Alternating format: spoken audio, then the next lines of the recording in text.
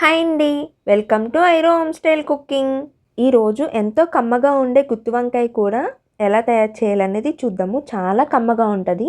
ఒకసారి ఇలా తప్పకుండా ట్రై చేసి చూడండి, మీకు చాలా బాగా నచ్చుతుంది. ముందుగా స్టవ్ ఆన్ చేసి కడాయి పెట్టుకొని నేను అరకప్పు పల్లీలు వేసుకుంటున్నాను.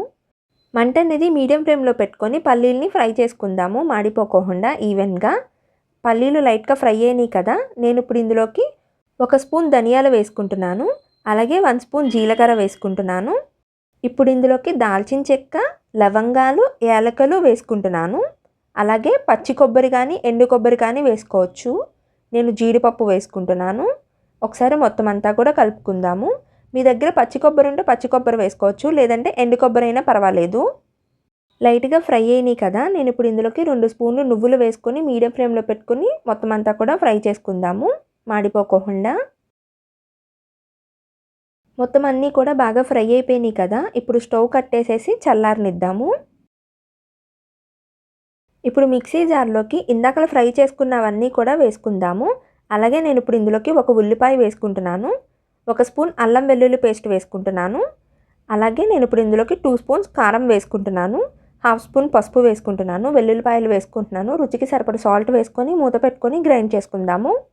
గ్రైండ్ అయిపోయింది కదా, ఇప్పుడు మూత ఓపెన్ చేసి చూద్దాము. చూసారు కదా, బాగా పేస్ట్ కింద అయిపోవాలి. అప్పుడు వంకాయల్లోకి స్టఫ్ చేసుకోవడానికి చాలా బాగుంటుంది. ముందుగా వంకాయల్ని తీసుకొని నీట్గా వాష్ చేసుకున్న తర్వాత సాల్ట్ వాటర్లో వేసుకున్నాను. అది కూడా కట్ చేసి వేసుకున్నాను. వంకాయని తీసుకొని మనం ప్రిపేర్ చేసుకున్న మసాలా మొత్తం స్టఫ్ చేద్దాము. మసాలా మొత్తం లోపల పట్టేలాగా మొత్తం అంతా కూడా పెడదాము. గుత్తి వంకాయ చేసుకోవడానికి చిన్న వంకాయలు అయితే చాలా రుచిగా ఉంటుంది. నేను చూపిస్తున్నాను కదా, ఈ సైజు వంకాయలు అయితే చాలా బాగుంటుంది. ఇలాగే దొండకాయతో కూడా సేమ్ ఇలాగే ప్రిపేర్ చేసుకోవచ్చు. ఈ వీడియో నేను తప్పకుండా నెక్స్ట్ టైం పోస్ట్ చేస్తాను. మసాలా పేస్ట్ మొత్తం వంకాయ ముక్కలకి బాగా పట్టించాం కదా, ఇప్పుడు మిగిలిన మసాలాని కూడా మనం గ్రేవీ కింద ప్రిపేర్ చేద్దాము, చాలా బాగుంటుంది. ఇప్పుడు మళ్ళీ స్టవ్ ఆన్ చేసి కడాయి పెట్టుకుంటున్నాను. గుత్తి వంకాయకి ఆయిల్ అనేది ఎక్కువగానే పడుతుంది. ఆయిల్ హీట్ అయిన తర్వాత ఆవాలు, జీలకర్ర వేసుకుంటున్నాను. అలాగే ఎండుమిర్చి కూడా వేసుకుంటున్నాను. కరివేపాకు కూడా వేసుకుంటున్నాను.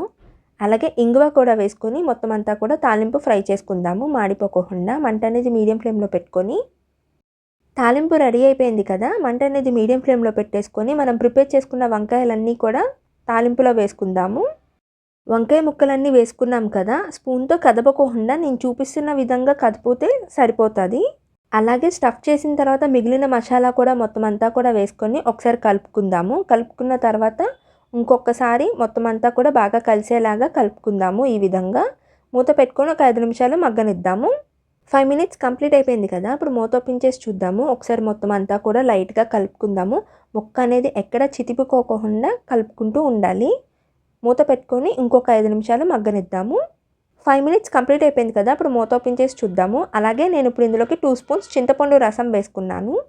1 కప్పు వాటర్ వేసుకుంటున్నాను. ఒకసారి మొత్తం అంతా కూడా కలుపుకుందాము. మొత్తం అంతా బాగా కలుపుకున్నాం కదా, మిక్స్ చేసుకున్న తర్వాత నేను ఇప్పుడు ఇందులోకి 1 టీ స్పూన్ గరం మసాలా వేసుకుంటున్నాను. మసాలా కూడా వేసుకున్న తర్వాత ఇంకొకసారి కలుపుకొని మూత పెట్టుకొని ఒక 10 నిమిషాలు కుక్ చేసుకుందాము. 10 మినిట్స్ కంప్లీట్ అయిపోయింది కదా, ఇప్పుడు మూత ఓపెన్ చేసి చూద్దాము. చూసారు కదా, ఆల్మోస్ట్ కర్రీ మొత్తం రెడీ అయిపోయింది మన గుత్తి వంకాయ కూర. ఇంకా ఫైనల్గా కొత్తిమీర కూడా వేసేసుకొని స్టవ్ కట్టేస్తే మన గుత్తి వంకాయ కూర రెడీ అయిపోయినట్టే. అంతేనండి, సింపుల్గా ఇంట్లోనే గుత్తి వంకాయ కూర ఎలా తయారు చేయాలో చూశారు కదా. ఒకసారి ఇలా ట్రై చేయండి, మీకు చాలా బాగా నచ్చుతుంది. చాలా కమ్మగా ఉంటుంది. డెఫినెట్గా ట్రై చేసి చూడండి. చాలా కమ్మగా ఉంటుంది. డెఫినెట్గా ట్రై చేసి చూడండి. మా వీడియోస్ కానీ మీకు నచ్చినట్టయితే లైక్ చేయండి, షేర్ చేయండి, సబ్స్క్రైబ్ చేయండి. మా వీడియోస్ ఎవరైనా కొత్తగా చూస్తున్నట్టయితే ఛానల్ని సబ్స్క్రైబ్ చేసుకొని పక్కనే ఉన్న బెల్ ఐకాన్ని క్లిక్ చేయండి. మా నోటిఫికేషన్స్ మీకు వస్తాయి. Thanks for watching.